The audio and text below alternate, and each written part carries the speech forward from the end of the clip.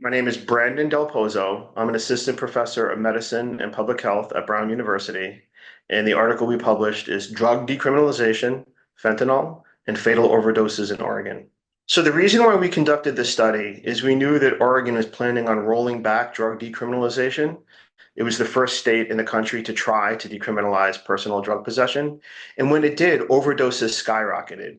One of the big critiques of its decriminalization efforts were this apparent association between doing it and a big spike in overdose deaths.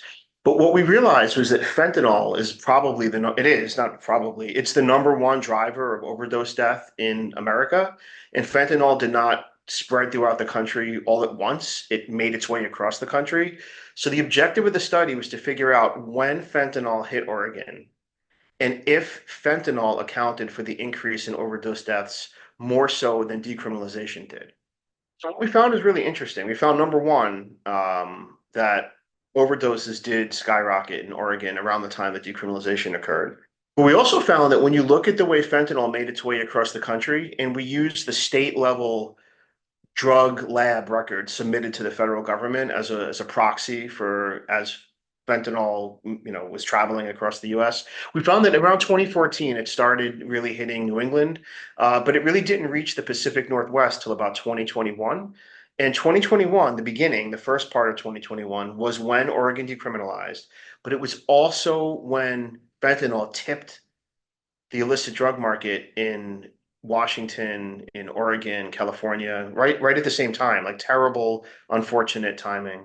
And then when we built that into our models, we found that number one, we replicated the existing studies. Some of them found this big association between criminalization and overdose. Some found, none or just were inconclusive. But we found that really looking at when fentanyl hit Oregon, and looking at its spread nationally and its effects. So this is the subtlety, but it's important.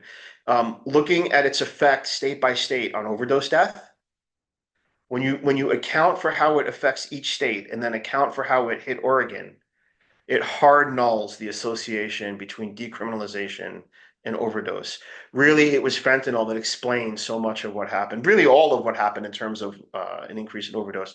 Now, this doesn't mean that there weren't other issues with how decriminalization was implemented or other concerns about the law, but it does say if you're concerned about its effect on overdose, you cannot say that decriminalization is what led to Oregon's increase in overdose. This study shows us something that I think is really interesting about drug policy in the U.S. in general, which is that fentanyl is what I called in a tweet. I called it the apex predator of illicit opioids, but I also call it the apex predator of drug policy.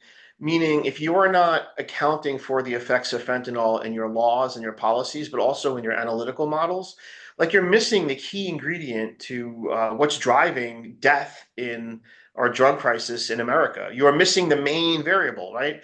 So when you look at studies that argue, for example, does more naloxone create a moral hazard? And then they do a study that shows, well, overdoses went up when naloxone distribution went up, or a study that looks at the effectiveness of syringe service programs at preventing overdose, or whatever law or policy you're looking at. If you're not modeling for when fentanyl hit that jurisdiction and for the effects of fentanyl on death, you're not doing the model properly. And then I guess I'll restate, like if you're constructing laws that don't, and policies and interventions that don't target the substance that is doing the killing, then it's not good public policy.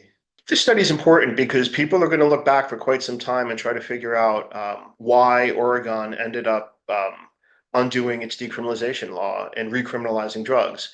And they're going to find a lot of possible reasons. Some are about public order, some are about the inability of the state to really ramp up access to treatment in the way that it promised. And there will be concerns about whether or not Oregon's decrim increased fatal overdose, because it did go up sharply when Oregon decriminalized. So I think the importance of the studies is it shows once again that there just is no evidence that Oregon's decrim increased overdose. And when we look at why that happened, we have the very plausible explanation that is also why it happened in the 49 other states where overdoses skyrocketed over time. That's because fentanyl hit that state. I think it's going to be quite some time before a state seriously considers decriminalization again, because the political fallout of Oregon was is going to be lasting. It's perceived as something that didn't work, right? And some people perceived it very hostilely as a failure.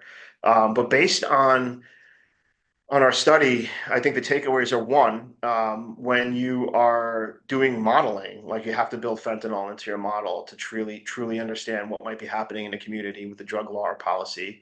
Two, when you're making drug laws or policies, you really need to understand that fentanyl is what's doing the killing, causing the fatal overdoses, and your policies have to attack that directly, address that, right? If you can't explain how it's addressing that, then maybe you need to rethink the policy. And the third is just going forward, we need to be a lot more cautious about what we ascribe cause to, right? Causation and correlation are two different things. And in the political dust settling, everybody pointing fingers at Oregon for increasing overdose deaths just isn't borne out by the evidence. And that should be, if you're driven by evidence as a policymaker or voter or citizen, like we need to pay attention to things like this.